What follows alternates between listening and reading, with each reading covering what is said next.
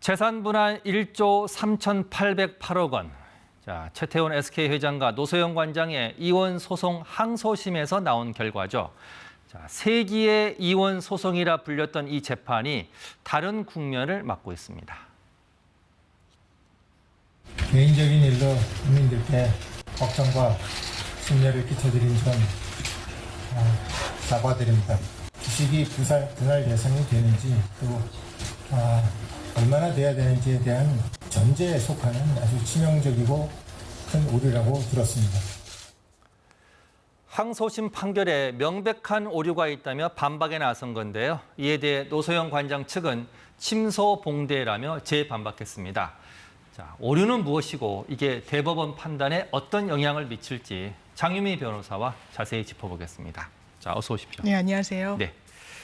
항소심 판결 18일 만입니다. 자, 그동안 말을 아꼈던 최태원 회장이 오늘 기자회견에 갑자기 등장을 했습니다. 그리고 강력하게 오류를 주장했는데 네.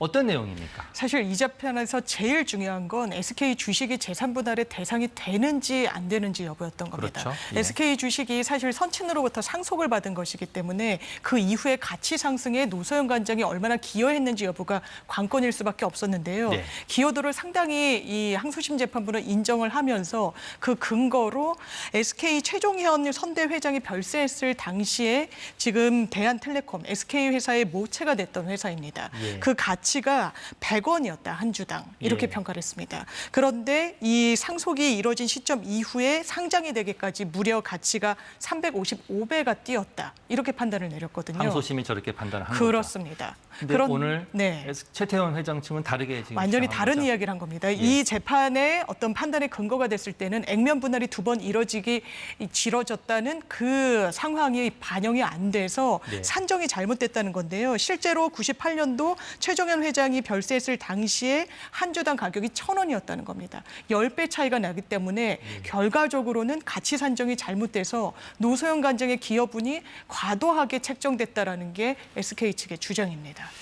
자, 그러면 최태원 회장의 재산 기여도를 따지는 과정에서 오류가 발생했다. 자, 그래서 노소영 관장의 기여도도 다시 한번 판단해야 된다. 그 말은 재산 분할 액수를 다시 좀 봐야 된다. 이 말인 거죠? 그렇게 연결짓는 것이 지금 최태원 회장의 주장 내용인데요. 예. 왜냐하면 일정 정도 이제 근거가 있는 것이 항소심 재판부에서 가치 상승이 오로지 상속 재산을 기반으로 해서 최태원 회장의 노력으로 일군 것인가 거기에 물음표가 쳐진다는 것이었습니다. 네. 그렇기 때문에 가치 상승과 관련해서 노태우 전 대통령의 영향력하에 어떤 정치적인 지원을 받은 부분도 무시할 수 없다라는 점을 예. 설시하면서 이렇게 가치가 상당히 뭐 200배 이상으로 뛰었다는 점을 또 설시하기도 했었거든요. 예. 그래서 이 최태원 회장의 지위는 오히려 뭐 전형적인 재벌 2세라기보다는 자수성가형 기업가에 가깝다고까지 판단을 내렸던 부분이 있습니다. 예. 그 과정에는 당연하지만 노소영 관장의 어떤 노고 그 기여가 상당히 녹아져 있다는 판단이었는데 그 부분과 관련한 이 전제가 다소 흔들리게 된 부분은 있는 것 같습니다. 오늘 노소영 관장 측도 입장을 내놨습니다. 뭐 계산에 약간 오류가 있지만 재판 판결의 결과는 바뀌지 않았다. 맞습니다. 사실은 침소봉대한 거다. 근데 근거를 제시했어요. 네. 어떤 내용의 근거를 제시한 겁니까? 일단 이 설시 자체가 재산 분할 자체에 아주 결정적인 근거로 작용했던 것이 아니라 예. SK 주식을 재산 분할 대상으로 삼아야 될지 말지를 여러 근거를 대면서 판단을 했는데 그중에 하나에 불과하다 때문에 예. 예. 이 부분에 오류가 바로잡힌다라고 해서 결과가 달라질 것은 전혀 없다. 예. 전형적인 침소봉대식의 반박이고 사법 방해다. 오히려 판결문까지 국민들께 한번 공개해보자. 이렇게 또 맞불을 놨습니다. 예.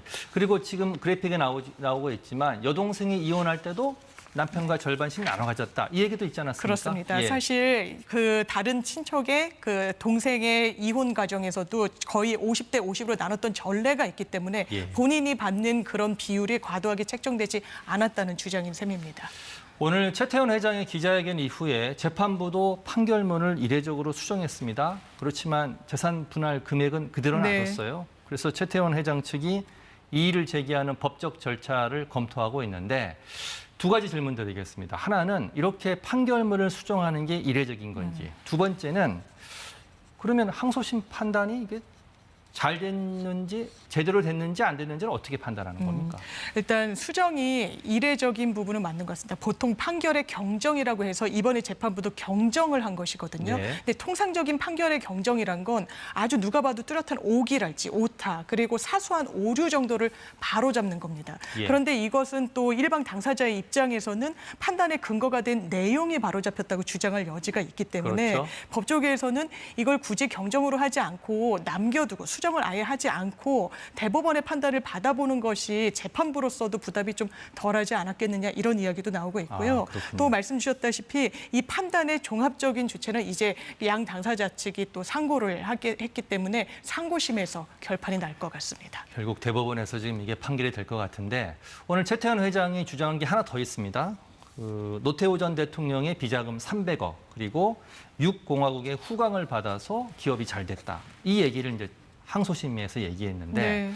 전혀 사실이 아니다. 이렇게 반박을 했습니다. 그렇습니다. 양쪽의 입장이 어떻게 다른 겁니까? 항소심에서는 이른바 300억 비자금을 인정했다는 것도 상당히 큰 이제 주목을 받았던 쟁점 중에 하나였는데요. 네. 인정한 근거로는 관련한 어음의 사진을 증거로 제출했다는 점, 예. 그리고 노소연 관장의 모친인 김옥순 여사의 메모 등도 300억 비자금의 실체를 인정하는 근거로 삼았습니다. 예. 하지만 SK 측에서는 최태원 회장은 이런 비자금의 존재는 듣지도 보지도 못했다. 예. 이 부분과 관련해선 실체가 없기 때문에 오히려 이 주장을 하는 노소연 관장 측에서 좀 더 면밀하고 구체적으로 입증을 해야 된다. 이렇게 이야기를 하고 있고요. 오히려 대대적인 노태우 전 대통령의 비자금 수사 당시에도 전혀 거론되지 않았다는 점 예. 또한 또 주장의 근거로 삼았습니다. 또 하나는 6공화국의 후광을 받았다. 이른바 노태우 전 대통령의 정치적 입김하에 성장한 기업이다라는 부분과 관련해서도 오히려 더 역으로 이제 정치 자금을 대야 되는 그런 위치에 있었다라고 항변을 하면서요. 실제로 그렇다면 노태우 전 대통령 당시의 SK 기업 가치 어떻게 평가됐는지 사실 5위 정도의 이 순위였지만 그 당시 집권 당시에는 9위로 떨어지기도 했기 때문에 전혀 정치적 후광을 받은 바가 없다고 주장하기도 했습니다. 오히려 더 나빠졌다 이런 네. 주장인 것 같은데 자 이제 대법원 판단만 남아 있습니다. 결국 노소연 관장의 기여도를 어떻게 볼 것인가 이게 다시 한번 쟁점이 된 건데 대법원에서는 어떻게 판단할 걸로 예상하십니까? 이른바 투트랙으로 지금 진행이 될 가능성도 열려 있다고 봐야 될 건데요. 판결에 경정을 했지만 일단 최태원 회장 측에서는 이 부분에 대한 오류, 더 문제 삼을 가능성도 내비치고 있습니다. 예. 민사소송법에 따르면 이걸 별도로 떼어서 즉시항고로 대법원에서 다툴 수 있는 절차가 있거든요. 그렇군요. 또 이것과는 별도로 이 모든 쟁점을 다 합쳐서 상고심에서 또 대법원에서 들여다보는 절차가 있기 때문에 예. 즉시항고를 진행한다면 그 결과를 보고 이제 그 소송이 진행될 것 같습니다. 대법원 판단이 좀 더 복잡해질 것 같습니다. 자, 오늘 말씀 잘 들었습니다. 장윤미 변호사였습니다. 고맙습니다. 감사합니다.